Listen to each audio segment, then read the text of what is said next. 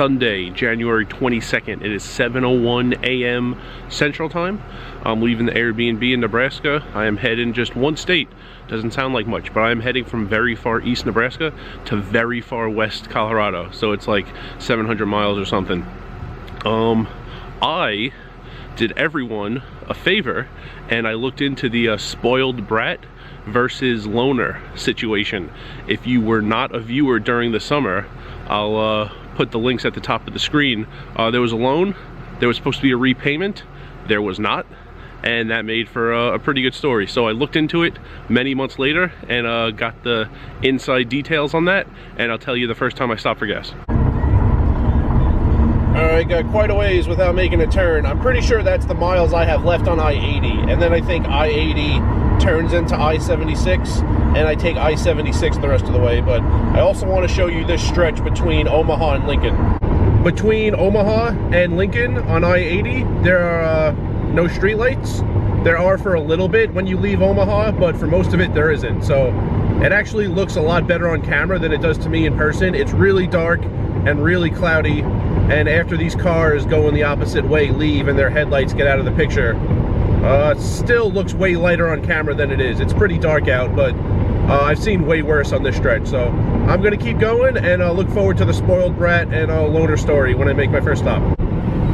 You guys remember in the summer when I was heading to Council Bluffs and I stopped to see those talking dolls with that you know, old colonial theme museum stuff? That's this.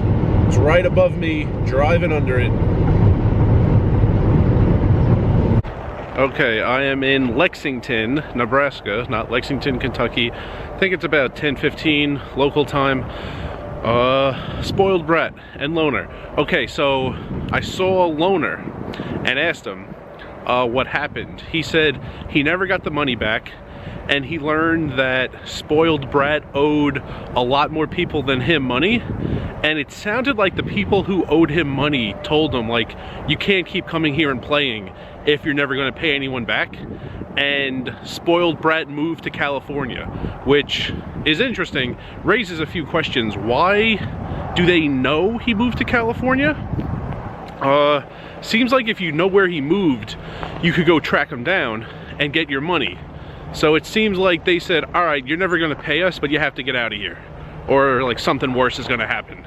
So I didn't get every single detail. I didn't want to like press it, because loner felt bad enough that he did something incredibly stupid and was never gonna see that money again. But spoiled brat moved to California, which isn't far from Vegas, and there are a ton of casinos, so he's probably doing the same stuff over there.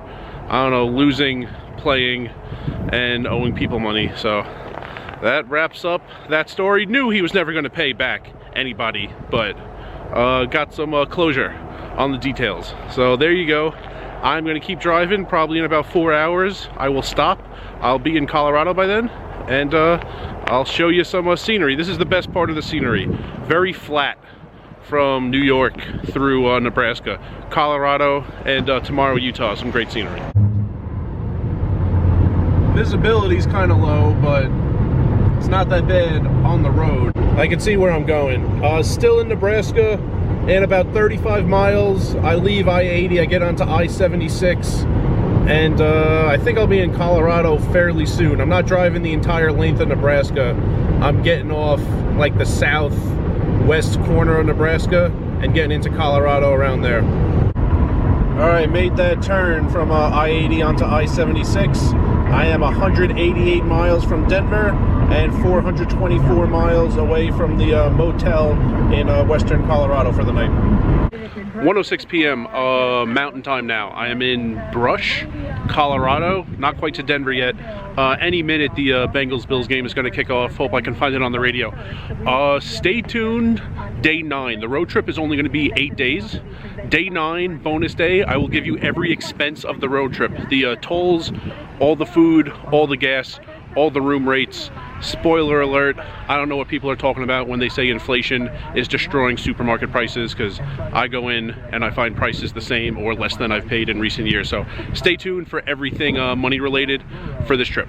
All right, finally in Colorado.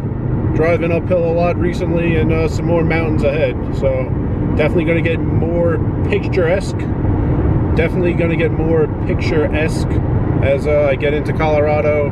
I think I'm past Denver, but heading to western Colorado tonight.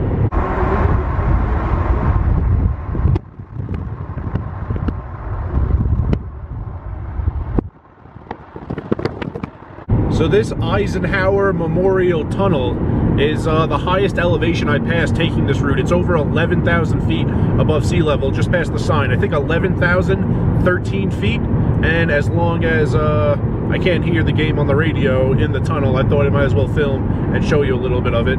We got 2 lanes. It's bright. I don't know, it's a tunnel.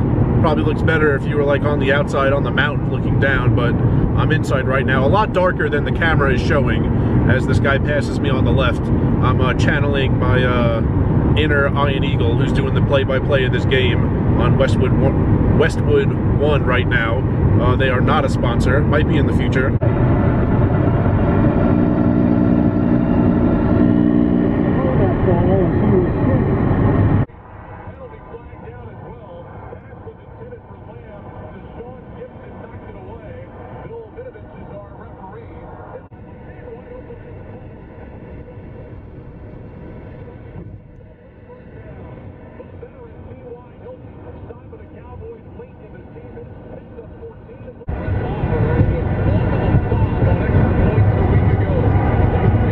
All right, in the motel, I am done for the night. I am in Grand Junction, which is not far from Clifton. Tomorrow, I'll tell you something about Clifton, Colorado. Been there before, spent the night. So, a lot of driving. Interesting, I only crossed 1 state border, Nebraska into Colorado, even though I basically drove the length of Nebraska plus Colorado.